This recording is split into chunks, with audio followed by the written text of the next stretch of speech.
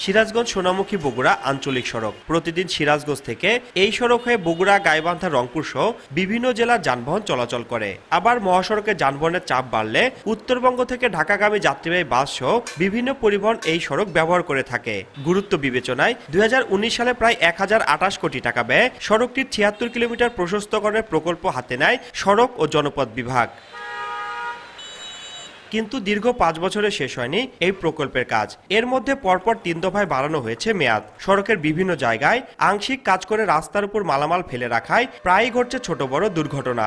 সেই সঙ্গে বিভিন্ন অংশে খানাখন্দের সৃষ্টি হয়, চরম ভোগান্তিতে পড়তে হয় যাত্রী ও পরিবহন চালকদের। স্থানীয়দের অভিযোগ, ঠিকাদারি প্রতিষ্ঠানের গাফিলতির কারণেই সড়কটির এই অচল অবস্থা। কাজীপুর রোডের মোড় হতে খোকসাবাড়ি পর্যন্ত রাস্তাটি এখনো সংস্কার করা হয় নাই, যার কারণে প্রতিনিয়ত অ্যাক্সিডেন্ট হচ্ছে। এই রাস্তাতে বড় বড় খানাখন্দ আছে, আমাদের ঠিকমতো চলাচল করতে পারি না।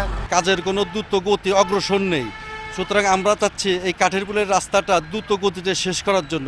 অর্ধেক পাউডারে দ্বিগুণ উজ্জ্বলতা, নতুন রিন অ্যাডভান্সড অর্ধেক পাউডারে দ্বিগুণ উজ্জ্বলতা। তবে সড়ক বিভাগ ঠিকাদারের গাফিলতির বিষয়টি এড়িয়ে গিয়ে প্রকল্পের দীর্ঘসূত্রিতার জন্য ভূমি অধিগ্রহণের জটিলতার কথা জানায়। সেই সঙ্গে দ্রুত সড়কের বাকি অংশের কাজ শুরু করা হবে বলে আশ্বাস দেয়।